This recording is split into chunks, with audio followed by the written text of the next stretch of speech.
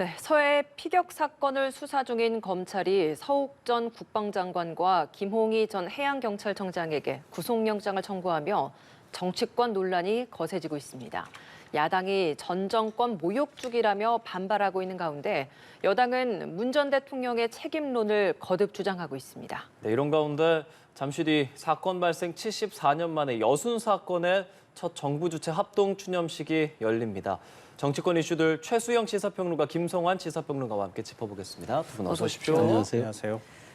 네, 서해 피격 사건 관련해서 검찰 이번 수사 시작한 지 약 넉 달 만에 구속영장 청구했습니다.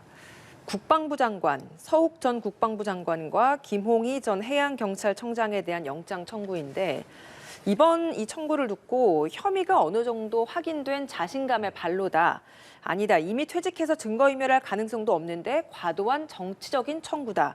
의견은 엇갈리는 것 같은데요. 검찰의 영장 청구 결정에 대해서 어떤 의미라고 해석을 하십니까? 저는 이 사건이 이제 드디어 이제 분기점에 섰다 이렇게 저는 생각을 합니다. 그러니까 이 사건이 어쨌든 지금 우리 사회 지난 6월부터 우리 사회에서 사실은 어떤 사실 하나를 두고도 양 진영이 완전히 다르게 해석하고 그다음에 어떤 이 죽음을 둘러싸고도 제 진영의 해석에 따라서 이제 분석하는 그렇게 접근하는 이런 이제 모습들이 많았는데 이제 어쨌든 이게 수사 착수 4개월 만에 이제 검찰이 첫 영장을 청구함으로써 이 사건이 이제 드디어 법원의 판단으로 넘어가게 됐단 말이죠. 그래서 저는 이제 이 굉장히 중요하다고 생각합니다. 그러니까 법원은 그러니까 지금 우리 사회 최후의 보루인데 법원이 사실 이 영장에 대해서 구속하느냐 마느냐에 따라서 저는 이 사건도 굉장히 또 다르게 좀 갈 거로 봐요. 물론 구속이라는 그 영장에 대해서 구속을 결정하는 것이 이 죄의 유무죄를 결정하는 건 분명히 아닙니다만 그럼에도 불구하고 이 사람들의 신병을 구속된 상태에서 조사를 빠른 속도로 진행하느냐 아니면 불구속 상태에서 진행하느냐. 근데 일각에서는 이제 이분들이 퇴직한 공무원이기 때문에 뭐 증거인멸과 도주의 우려가 없다라고 얘기했는데 뭐 그런 건 저도 없을 거라고 생각합니다만은 그럼에도 불구하고 이제 신병이 확보된 상태에서 조사를 진행한다 그러면은 좀 더 빠르게 그다음에 이제 관련 더 남은 이제 뭐 서훈 전 실장이라든가 그다음에 박지원 원장 등 이런 분들에게도 좀 더 수사 속도가 빠르게 진행될 수 있는 그런 이제 가능성이 있거든요. 그런 점에서 저는 이렇게 생각합니다. 이제 이 사건에 대해서 드디어 우리 사회가 너무 갈라져 있기 때문에 어쨌든 한 국민의 안타까운 죽음을 두고 우리가 이렇게 사실관계에 대해서 서로 다르게 해석하는 것은 옳지 않다. 검찰은 어쨌든 이 사건을 기소함으로써 이제 구속영장 청구함으로써 이제 앞으로 공소유지에 만전을 기해야 될 것 같은데 법원은 이 정치적인 판단이라든가 우리 사회 여론 이런 데에 대해서 흔들리지 말고 정말 객관적인 증거와 법치주의에 의거해서 저는 이 사건을 접근해야 된다. 그래서 비로소 이제 이 사건이 이제 법원이 판결할 때 우리 사회가 받아들여지지 지금 감사원에 대해서 감사원이 감사 결과를 내놔도 검찰이 영장을 청구해도 지금 모든 분들이 여기에 대해서는 제각각 해석을 한단 말이죠.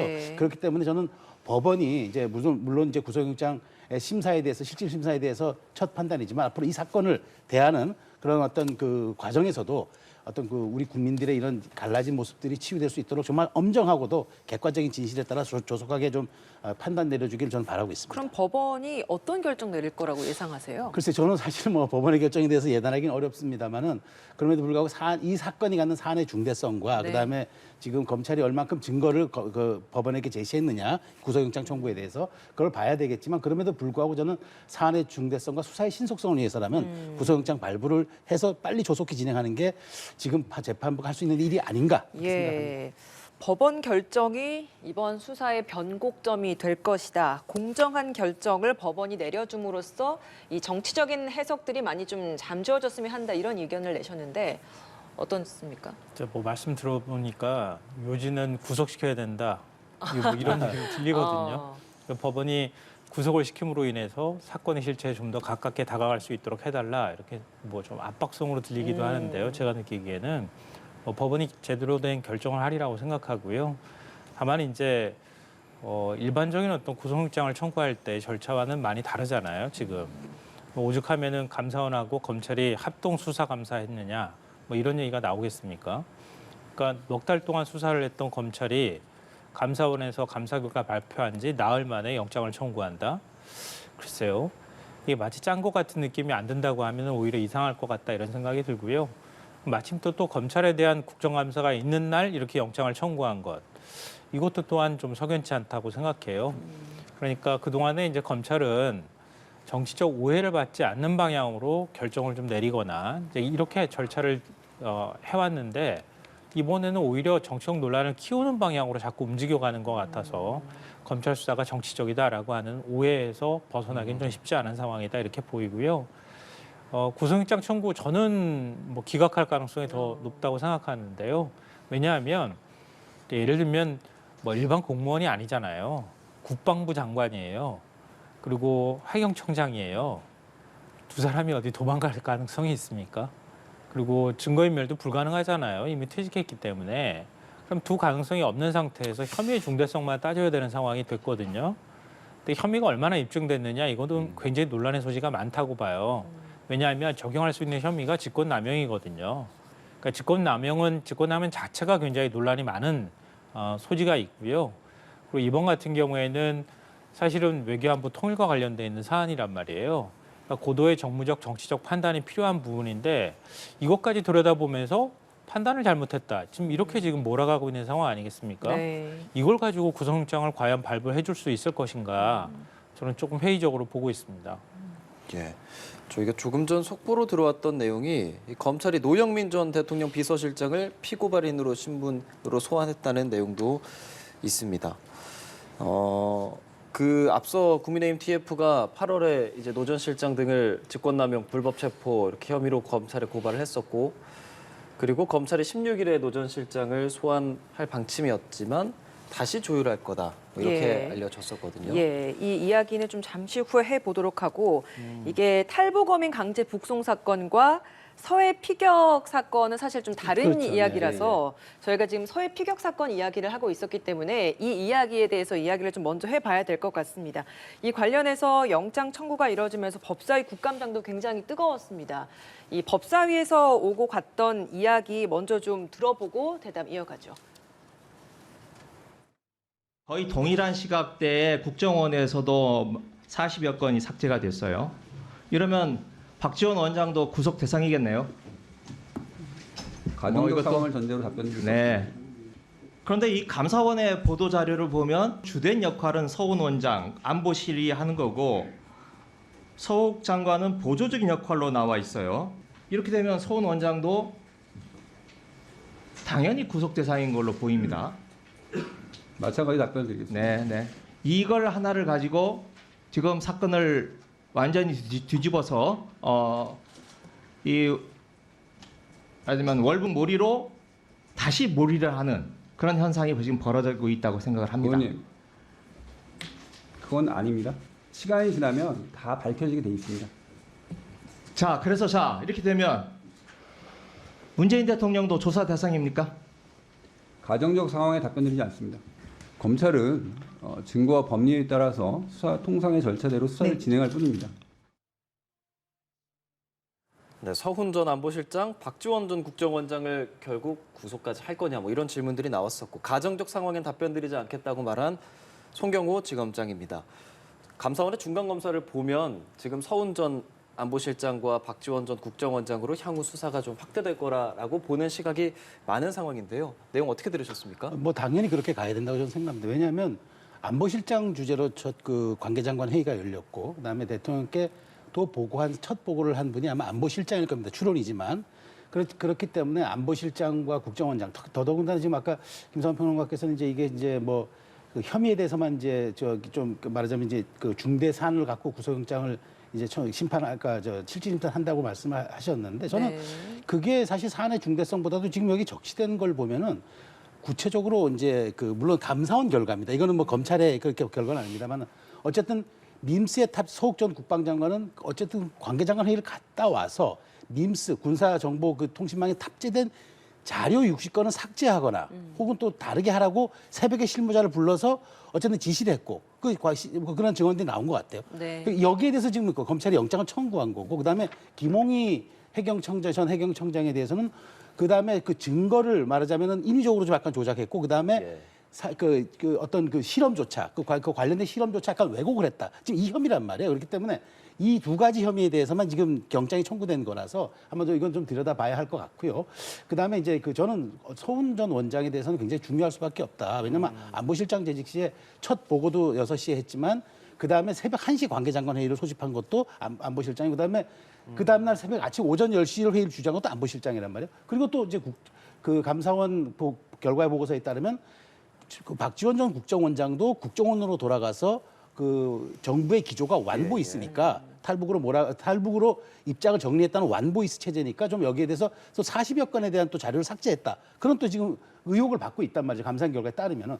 그렇기 때문에 저는 이 두 분이 핵심 고리에 있기 때문에 그리고 이 두 분에서 더더군다나 서훈 전 안보실장은 어쨌든 문재인 대통령께 보고를 드렸고 문재인 대통령의 어떤 지시를 받았을 거란 말이죠. 이것을 어떻게 처리하라든가 앞으로 대처하라든가 이렇게 지시를 받았기 때문에 그런 육성이 어떤 것이었는지도 이걸 입증하는 것도 대단히 중요해요. 왜냐하면 문재인 전 대통령께서 지금 조사에 불응하겠다는 입장을 밝히셨기 때문에 서훈 전 원장의 그 진술과 그 당시의 기억이 굉장히 중요한 지금 상황이 돼버렸단 말이죠. 그렇기 때문에 이 두 분으로 수사를 확대하는 건 전 당연하다고 보고 다만 이제 구속영장이 어떻게 되냐에 따라서 이분들에 대한 영장 청구라든가 아니면 이분들에 대한 소환 조사 이런 것들이 좀 시기적인 조율은 더 할 수 있겠죠. 그렇지만 이분들로 조사가 확대되는 건 어쨌든 이 사안에 대한 실체적 진실 규명을 위해서는 전 당연한 수순이다. 그렇게 생각합니다.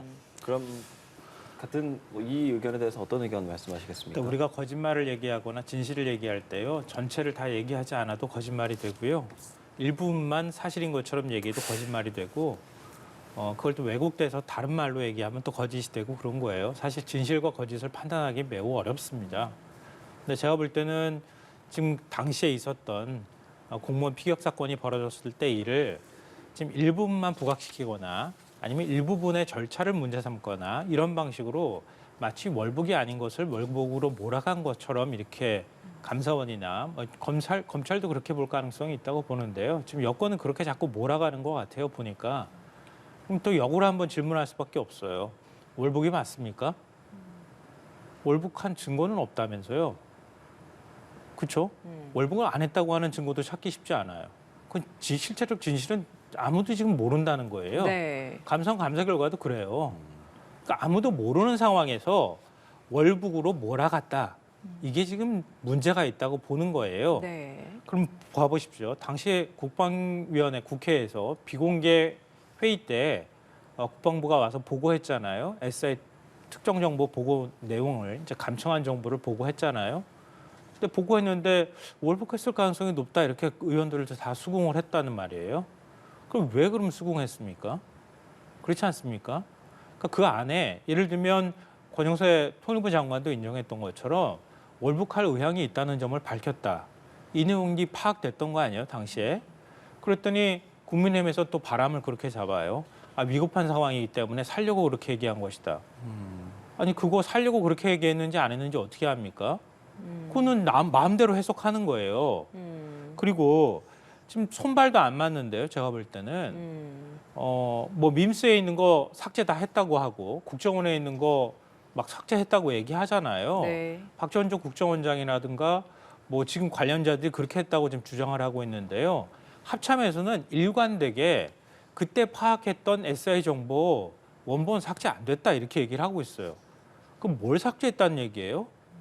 그럼 부가적인 정보를 정리하기 위해서 삭제했을 가능성도 있는 거 아닙니까? 근데 그걸 검찰이 과거에도 뭐 그런 것들을 해서 이제 유죄 판결을 받은 적이 제가 있는 것으로 알고 있지만 있는 정보는 있는 자료는 다 자료니까 그걸 하나라도 건들면 안 돼. 뭐 이런 걸 가지고 혐의를 적용하는지는 모르겠으나 그거 가지고 당시에 정부에서 여러 종합적인 정보를 판단해서 이건 월북으로밖에 판단이 안 된다고 판단했던 그것까지 완전히 다 뒤집을 수 있을까요? 저는 그거는 뭐랄까요 경강부회가 될 수도 있고요. 예. 그러니까 단정하면서 얘기하는 것은 좀 조심해야 될 필요가 있다고 봅니다. 그리고 해경청장이 나 못 본 것으로 할게라고 말했다고 하는 게 그게 뭐 구명복에 있는 거 한자라든가 아니면 팔에 붕대 감겨져 있다 이렇게 얘기하는데 뭐 감사원 감사 발표한 거 보면은 그 사이에 수역에 중국 어선밖에 없었다 이렇게 얘기를 한단 말이에요. 근데 감사원은 중국 어선이 구조했을 것으로 추정된다고 명시적으로 얘기하지는 않았어요. 슬쩍 그 정황만 흘려주는 거예요. 근데 상식적으로 이해가 돼야 말이죠. 중국 어선이 구조하고 난 다음에 다시 바다에 표류하도록 뒀단 말이에요. 근데 저는 이제 거기에 대해서 이제 민주당 자꾸 입장에서는 국방위원회 첫 보고 비공개의 보고를 자꾸 그 거론하시는데 저는 그래요. 이 사건이 지금 벌어지자마자 어쨌든 자료 삭제가 이루어졌던 게 바로 새벽에이란 말이죠. 그러면 국방위가 열린 건 그 다음이에요. 그러면은 어쨌든 최초 보고 국방부가 비공개 자료에서 보고 있는데 어떤 보고고 어떤 증거고 그게 오염되지 않았다는 거, 그게 또 왜곡되지 않았다는 게 뭘로 증빙할 수 있습니까? 그러니까 오염된 자료와 왜곡된 정보라면은 당연히 국민의힘 의원들도 그 자료에 입증해서 판단할 수밖에 없는 거죠. 그렇기 때문에 저는 자꾸 국방위의 비공개 회의가 국민의힘이 동의했기 때문에 당신들의 말을 뒤집는 네. 것 아니냐는 논리는 최초의 정보와 자료가 어떤 것이었는지가 구체적으로 입증되고 여기에 대해서 그것이 갖고 있는 객관성과 엄정한 사실관계가 입증이 돼야 그다음에 국민의힘 말을 바꾼 게 저는 그건 비난받아 마땅하지만 그렇지 않고 이러한 자료들 빠지거나 왜곡시키거나 혹은 오염된 자료들이 국방의 비공개 정보에서 올라가서 보고가 됐다면 그거는 정말 입증해야 될 또 규명해야 될 또 진실 아니겠습니까? 그러니까 그런 과정에 지금 일환에 있기 때문에 그렇기 때문에 저는 이제 법원의 판단이 중요하다는 겁니다. 그러니까 얼만큼 법원이 그런 것들에 대한 객관적 자료를 바탕으로 예. 판단을 내려주냐. 저는 그게 관건이라고 생각하는 거죠. 그렇기 때문에. 저는 또 근데 궁금한 게 문재인 정부 당시에 예. 뭐 국회가 가지고 조작한 정보를 지금 얘기한 거 아니냐 이렇게까지 지금 의혹을 제기하시는데요. SI 정보 제가 아까 말씀드렸잖아요. 합참이 원본 그대로 남아 있다고 합참이 계속 일관되게 지금 밝히고 있다고요. 그 조작되지 않았잖아요. 그거 하고 대조해 보면 금방 아는 것 같고요. 알 문제고요. 그리고 직권남용 혐의 적용했잖아요. 그러니까 당시에 문재인 정부에서 그러니까 예를 들면 우리 수역에 있는 우리 국민을 만약에 우리가 보호하고 있는 상황에서 벌어진 일이라고 하면은 왜 당신 구조하지 못했습니까? 그리고 그 사람 직접 우리가 조사할 수 있는 상황이라고 하면은 그 당시 조사한 내용을 근거로 해서 왜 조작했느냐 이렇게 몰아가거나 아니면 뭐 비판할 수도 있을 거예요. 그런데 북한 수역에 있는 상황이었단 말이에요. 우리가 통제하기가 쉽지 않은 상황이었어요. 우리가 직접 구조하기도 어려운 상황이었고요. 그러니까 오죽하면은 군 감청 정보라든가 이런 것들을 가지고 종합적으로 그것도 조각조각 통신하는 내용들을 다 파악하고 난 다음에 최종적으로 거기에 대한 정보 판단을 한 거잖아요. 알겠습니다. 근데 그걸 가지고 예. 마치 무조건 우리가 구조할 수 있는데 구조하지 못했다고 주장한다거나 아니면은 당시에 판단한 게 그 판단에 오류가 있을 수도 있겠죠. 근데 그 판단의 오류에 대해서 사법적 잣대를 들이대서 그 판단을 당신네들이 만약에 뭐 조작하거나 한 거 아니야 이렇게 몰아가기 시작한다고 한다면 그러면 윤석열 대통령 앞으로 외교 어떻게 할 겁니까? 그러니까 다 저는 나중에 다 뒤집어서 의혹을 다시 봐야지. 제기하는 거고 그다음에 우리 통제력이 미치지 않는 것다는 건 알아요. 그렇지만 우리 정부가 이런 사실을 알고도 어떻게 대응하려고 노력했느냐. 그러면 그 과정에서 어떤 시도가 있었느냐. 그다음에 뭘 안 하고 뭘 했느냐. 이런 걸 지금 입증하자는 거지 우리가 구조하지 못했다고 지금 정부를 비난하는 건 아니지 않습니까? 그러니까 그 과정에서 정부가 국민을 구하려는 태도와 자세, 노력, 그다음에 그러면 인접 국가들과의 그럼 연대, 그다음에 뭐 구조 요청 이 모든 것들에 대한 것을 한번 들여다보자는데 월북으로만 왜 굳이 판단했느냐 이걸 지금 문제 삼고 있는 것 알겠습니다. 아니겠습니까? 그러니까 예. 이걸 입증하는 게 저는 법원의 판단이 남았다는 얘기를 하는데 저도 의혹 제기 수준이지 누가 여기에 대해서 명쾌한 증거와 자료를 갖고 얘기를 하겠습니까? 그러니까 예. 태도와 자세를 가지고 우리가 사법적 잣대로 이게 위법이냐 아니냐를 판단할 수 중요하죠. 있어요. 국민을 구하는 과정인데 왜 그것이 노력 일환 자체가 중요하지 않겠습니까? 그건 정부의 직무이기의 태만일 수도 있다는 얘기죠, 제 얘기는. 예, 송경호 서울중앙지검장 역시도 시간이 지나면 다 밝혀지게 돼 있다라고 어제 이제 국감장에서 답변을 하는 모습도 있었는데 좀 지켜봐야 될 것 같습니다. 일단 법원의 영장 실질 심사 좀 지켜보도록 하고요. 예.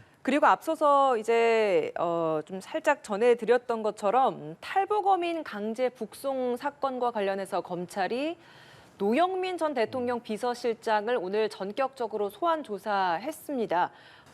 국민의힘 TF에서 이 부분, 그러니까 직권남용 불법 체포 감금 이렇게 뭐 검찰에 고발을 했고 원래 16일에 조사를 할 거라고 했었다가 지금 미뤄졌고 이렇게 이번에 소환을 하게 됐는데 이 부분에 있어서도 이 조사를 오늘 어떤 식으로 좀 진행을 하게 될 것이냐. 지금까지 전 정권 인원들에 대해서 불러서 조사를 했었지 않습니까?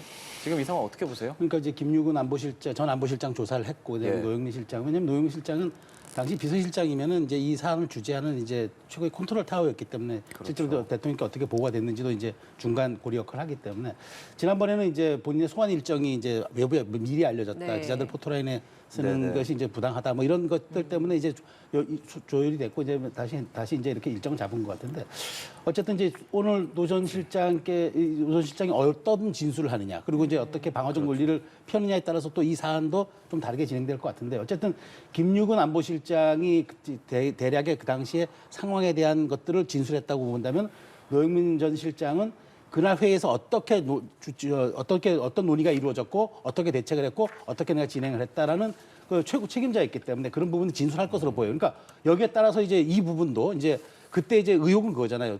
문재인 대통령이 유엔 총회 연설을 앞두고 이게 북한과의 어떤 그런 그 관계 때문에 네. 급속히 이루어졌다는 게 이제 이 문제 핵심인데 그럼 그게 아니라는 것을 이제 입증을 해야 될 것이 이제 노 전 실장에게 남아 있는데 글쎄 모르겠습니다. 오늘 조사가 어떻게 진행될지 모르지만 꽤 길어질 것은 분명해 보입니다. 최윗선이라고 하는 노 전 실장인데 영장 심사가 이제 이루어지고 구속이 될 것이냐, 발부가 될 것이냐에 따라서 수사 앞으로 어떻게 될지 좀 상당히 달라질 수 있거든요. 잡겠다고 하는데요. 잡을 수 있을지는 모르겠지만 잡겠다고 하는 의도가 더 많이 부각되는 것 같아서 좀 안타깝기도 하고 답답하기도 한데요. 그러니까 문재인 정부 시절에 청와대 근무했던 사람들, 또 주요 결정했던 사람들 다 구속시키겠어 이런 의도가 보이지 않습니까?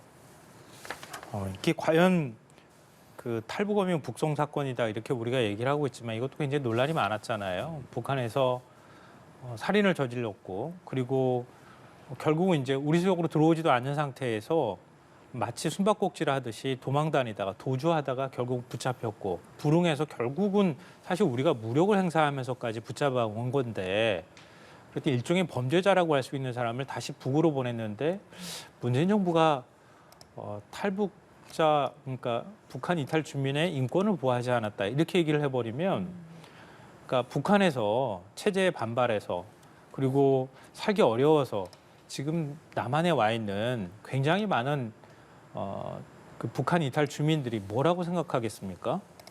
똑같은 동격으로 취급받는 느낌 받지 않겠어요? 근데 그거를 그렇게 했다고 해가지고 관련돼 있는 그 결정들을 했다고 하는 괴선에 있는 사람들을 전부 다 조사한다, 구속시킨다. 이게 과연 맞는가? 이제 앞서 직권남용 혐의에 대해서 말씀드렸잖아요. 예. 이렇게 하면은 제가 볼 때는 공무원들은 일 안 할 것 같아요. 그러니까 만약 예를 들어서 뭐 국정농단 사건 정도쯤 돼서 뭔가 이 공적인 권력을 사유화시켰다거나 이렇게 한다고 하면 모르겠는데 이런 문제에 대해서 특히 뭐랄까요 이념적으로 자극하거나 이런 소지가 있는 뭐 이런 사안들을 굳이 끄집어내서 이런 것들을 굳이 사건화하고 그래서 문제가 있다고 본인들이 판단하거나 주장해왔던 내용에 꿰맞추듯이 이런 식으로 수사하는 게 이게 과연 맞는 건가? 예. 나중에 가면 저는 부메랑으로 틀림없이 윤석열 정부한테 되돌아가는 날이 있을 것이다라고 생각합니다. 알겠습니다. 자, 이번에는 오랜만에 민주당 내부 이야기 좀 해볼게요. 이재명 대표 방산주 보유한 부분에 있어서 전재수 의원이 비판적인 의견을 냈는데 이러다 보니 그 이후에 강성 당원들의 비난이 쇄도했다고 합니다. 그리고 안민석 의원 역시도 심각한 해당 행위다라고 비판을 하기도 했어요. 근데 사실 뭐 최재성 전 정무수석도 그렇고 신현영 의원도 그렇고 전재수 의원의 이 발언에 힘을 실어주는 목소리도 지금 하나둘씩 뒤늦게 나오기도 하는데 이런 당 내에서의 이런 다른 목소리가 조금씩 나오기 시작하는 건 뭐 친문대 뭐 친명의 구도가 다시 조금씩 드러나는 거다라고 해석을 해야 되는 건지 이 민주당 내부의 이런 분위기 어떻게 보십니까? 그러니까 민주정당에서 우리 대의민주주의 체제하 민주정당에서 다양한 목소리가 나오는 거 너무 당연하지 않습니까? 획일화된 목소리가 나온다는 것이야말로 전체주의적 정당이라는 얘기죠. 근데 이제까지는 이재명 대표에 대해서 아무런 다른 잡음 균열이 없었어요. 그런데 최근에 나오는 게 이런 이야기들인데 저는 당연히 나와야 될 얘기라고 봅니다. 저도 방송에서 이재명 그 대표의 주식 얘기했을 때 어쨌든 저는 이제 주식 매각을 했으니까 이제 문제는 없어졌지만 그 대선 직후에 엄중한 와중에서 과연 주식을 들여다볼 정도의 마음의 여유가 있었는지 나 참 그 대단한 멘탈을 가졌다고 제가 평가를 한번 한 게 있고 두 번째는 그런 주식을 가지고 또 국방위를 생각했다는 자체가 저는 그건 사실은 문제가 있다. 공인으로서 전직 대통령 후보로서 당 대표를 꿈꾸는 사람으로서 당신은 그랬겠죠.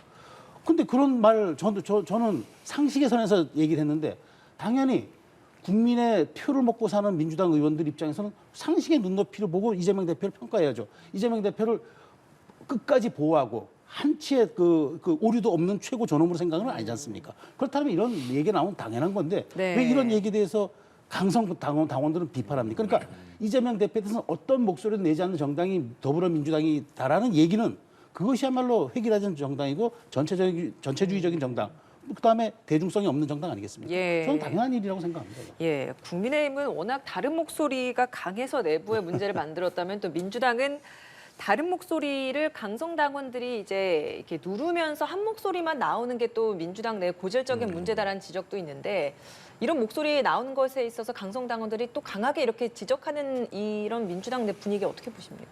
그러니까 아마 강성당원은 그렇게 얘기할 수 있다고 봐요. 뭐 어느 당이나 마찬가지로 당내에는 뭐 이재명 대표를 좀 더 보호하겠다고 하는 이제 그런 생각을 가지고 있는 당원도 있을 수 있으니까요. 이제 그런 목소리가 있을 수 있다고 보는데 저는 개인적으로 이런 질문 받는다고 하면 이재명 대표가 아니한 생각을 했다라고 생각합니다.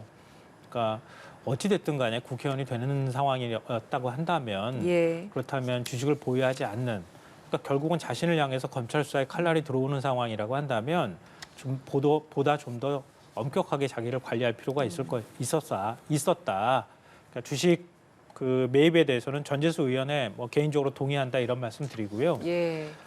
다만 이제 그런 거 있죠. 그러니까 민주당이 어디로 갈 것인가에 관한 문제와 관련이 돼 있는 것 같아요. 그러니까 당내에서 다양한 이견이 나올 수도 있고 하는데 문제는 이걸 어떤 방식으로 받아들이는가에 관한 문제일 것 같아요.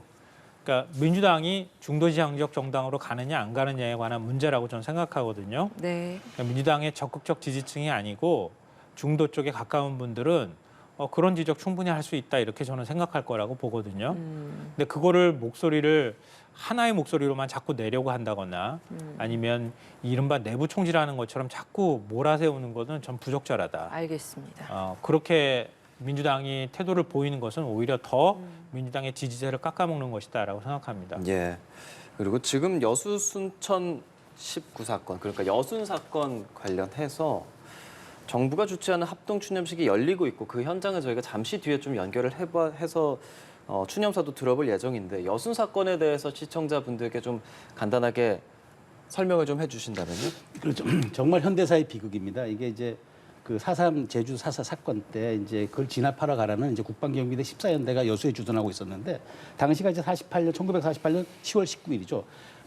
반기를 들었어요. 왜 우리가 그 진압해야 하느냐. 그래서 이제 반기를 들은 사건을 진압하는 과정에서 이제 이게 7년이라는 세월이 흘렀습니다. 이게 1955년 4월 1일까지 이 과정을 통해서 경상남북도와 그다음에 그 전라남북도와 경상남도의 양민 1만여 명이 학살된 사건. 정말 7년간에 걸친 정말 미중유의 이런 대학살 사건입니다. 그래서 이 사건이 그동안 사실은 이제 뭐 우리 현대사의 이제 어떤 질곡으로만 남아오다가 지난해 6월 처음으로 국회 논의를 거쳐가지고 이게 이제 특별법도 만들어졌고 그래서 예, 74년 만에 정부 추념식이 열리게 된 기념비적인 날입니다. 네, 이게 74년 만이고 이번에 정부가 주최하는 처음 합동 추념식이라는 데 또 의미가 있지 않습니까? 네, 그렇습니다. 사실 여순 반란 사건이라고 하는 명칭으로 더 많은 분들이 익숙하실 것 같아요. 지금 여수 순천 사건으로 이렇게 명명이 돼 있는 상황인데요. 그러니까 올해 1월에 특별법이 통과가 돼서 네. 시행에 들어가 있는 상황입니다. 그러니까 피해자 명예회복을 지금 추진하고 있거든요. 그러니까 지금 이게 70여 년 만에 처음으로 이런 일들이 이루어지고 있는 거예요. 그런 면에 있어서 의미가 상당히 있다 이렇게 생각하고요. 반란이라고 하는 표현이 들어간 거는 제주 4.3 사건의 진압을 위해서 군이 출동해야 되는 상황인데 우리는 못하겠다고 하고 반란을 일으켰다. 이제 이 개념에서 네. 시작된 거지만 협조자를 색출하겠다고 해서 그 이후에 무고한 양민을 막 학살하는 경찰이 학살하는 이런 일들이 벌어졌단 말이에요. 그런 부분들을 우리가 너무 도외시했던 것 아닌가. 그러니까 뒤늦게 지금 뭐 자성을 해야 되는 상황이 아닐까 싶습니다. 예. 그래서 지금까지 피해자 접수가 한 3,300명 정도 됐다고 해요. 근데 앞으로 몇 명 정도가 더 접수를 할지는 모르겠으나 피해 규모로 봤을 때는 더 많은 분들이 아마 명예회복을 신청할 것 같아요. 그 부분에 있어서까지 국가가 끝까지 좀 책임지는 자세를 보여줄 필요가 있다. 그러니까 단순히 이번에 추념식 한 번 여는 이런 문제를 떠나서 지속적으로 국가의 잘못을 국가 스스로 인정하고 이런 분들에 대해서 어떻게 예우하고 또 배보상할 것인지 이런 문제까지 적극적으로 국가가 검토해야 될 때가 됐다라고 생각합니다. 예. 여수 순천 11구 사건 제74주기 합동 추념식 지금 진행되고 있습니다. 74년 눈물 우리가 닦아주어야 합니다라는 주제로 74년 만에 처음으로 정부 주최로 이렇게 추념식이 열리게 되는 겁니다. 행정안전부 장관, 국무총리, 전북도지사 역시 이번 행사에 참석해서 추념사도 진행할 거고요. 저희가 그 모습 시작되면 현장 연결해서 또 보여드릴 겁니다. 이 여순 사건 희생자들의 넋을 기리고 그리고 유족들의 아픔을 치유하기 위해서 오늘 이 자리가 마련이 된 겁니다. 이상민 행안부 장관, 김영록 전남도지사, 순천, 여수, 광양, 고흥, 구례, 보성 등의 전남 동부권의 6개 시군단체장 그리고 유족까지 해서 한 300여 명이 참석합니다. 이번 추념 시간에 맞춰서 오전 10시 순천과 광양에서는 묵념 사이렌도 울렸습니다. 이번 사건 74년 만에 이번 추념식이 정부 주최로 행사가 진행된다는 점 상당히 의미 있는 것 같고요. 10시부터 진행되는 이번 추념식 저희가 현장을 연결을 해서 보여드릴 예정입니다. 2021년 6월 29일에 여순 특별법 국회 본회의를 통과하면서 이분들의 사실 억울함을 풀어줄 수 있는 계기가 됐던 것 같은데 앞으로 좀 어떤 부분들의 노력이 좀 더 필요할 것 같습니까? 그 말씀 잘 주셨습니다. 그러니까 저는 이제 이게 20년 만에 사실은 또 국회에서 논의 과정을 통해서 결국 이제 여야 합의로 통과된 거잖아요.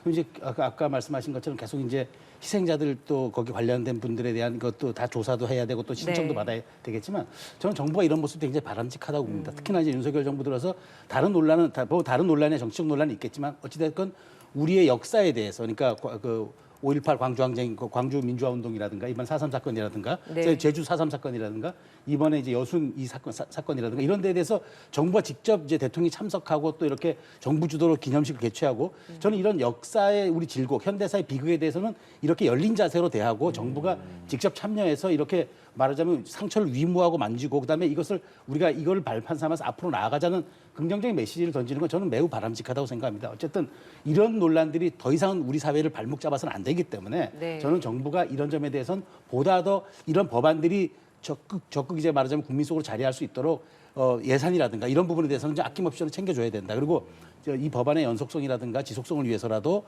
정부가 끊임없이 계속 이런 사건들을 일회성으로 그칠 것이 아니라 아까 김성환 평론가 지적해 주셨듯이 계속적으로 확대 재생산해 나가는 것 이런 노력들이 앞으로도 필요하다. 저는 윤석열 정부의 이런 점들은 좀 사실 높이 평가하고 싶습니다. 근데 뭐 얼마 전에 KBS가 또 보도하기도 했었는데요. 과거사위에서 굉장히 많은 사건들을 조사했어요. 조사하고 난 다음에 국가 책임을 인정한 사건들도 굉장히 많아요. 많은데 그때 과거사위가 조사 결과 발표했을 때만 마치 정부가 책임지는 듯한 태도를 보였다가 그 이후에는 그냥 정상적 처리를 한다는 명분을 내세우면서 아무런 후속 조치를 취하지 않는다는 거예요.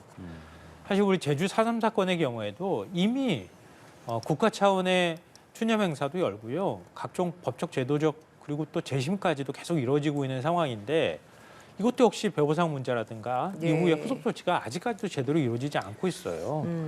지금 여수 순천 사건도 마찬가지입니다. 이제 시작이에요.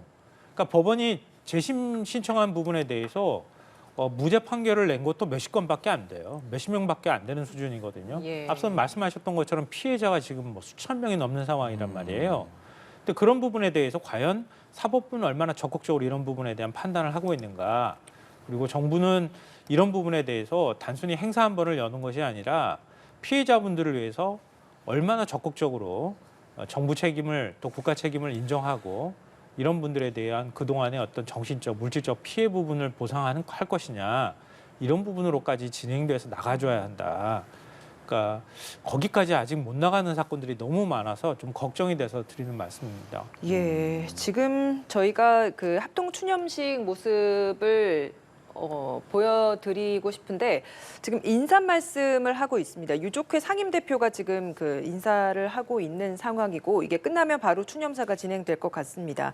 앞서서 이제 이런 보상이나 정부 차원에서의 이제 사법적인 조치 이런 것들도 필요하다라고 얘기를 하셨는데 사실 이런 금전적인 것보다도 이들은 이 명예, 그렇죠. 네. 그 아픔에 대한 치유가 가장 그렇죠. 중요하지 않겠습니까? 그러니까 이게 우리가 어떤 사건을 규정할 때 그 굉장히 명칭도 굉장히 중요합니다. 이제 이것이 이제 정말 그 여순 반란 사건이 아니라 여순 사건으로서 10월 19일에 정말 아픔. 그러면 그렇게 되면 사건 자체가 달라지기 때문에 예. 그분들에 대한 예우라든가 그분들에 대한 보상이라든가 그분들에 대한 우리 정부가 대하는 모든 것들이 달라지잖아요. 그렇기 예. 때문에 굉장히 중요하고 저는 어쨌든 지난해 6월에 이 여야 합의로 이 법안이 특별법이 통과된 걸 굉장히 높게 사고 싶습니다. 그렇다면 우리 사회가 더 이상 이렇게 진영 논리에 함몰하지 않고 앞으로도 이제 이런 부분에 대해서는 열린 자세로 나아간다. 더군다나 우리 그 이상민 행안부 장관이 가가지고 직접 얘기를 할 때는 정부 대표로서 또 얘기를 한 거 네. 아니겠습니까? 그렇기 때문에 이분들에 대해서 우리가 사실은 이제 뭐 얼마를 보상한다 보다는 말씀하신 것처럼 사실은 여기에 대해서 우리가 정당한 평가, 온당한 평가를 내리고 거기에 대한 합당한 예우를 해드리는 게 이분들의 명예 또 이분들의 유족들은 계속 또 앞으로 우리 사회를 살아갈 텐데 그런 멍해가 아니라 명예를 짊어지고 가는 수 있는 그런 어떤 그런 기반을 네. 마련해 주는 게 저는 그게 정부의 몫이라고 생각합니다. 예. 이번 국회에서도 개정안을 내놓고 계속 관련한 법을 통해서 희생자와 유족을 기리기 위해서 노력을 하는 상황입니다. 앞서 두 분께 여순 사건의 의미도 짚어서 함께 들어봤었습니다. 두 분 여기서 보내드리겠습니다. 최수영, 김성환 시사평론가와 함께했습니다. 고맙습니다. 고맙습니다. 감사합니다.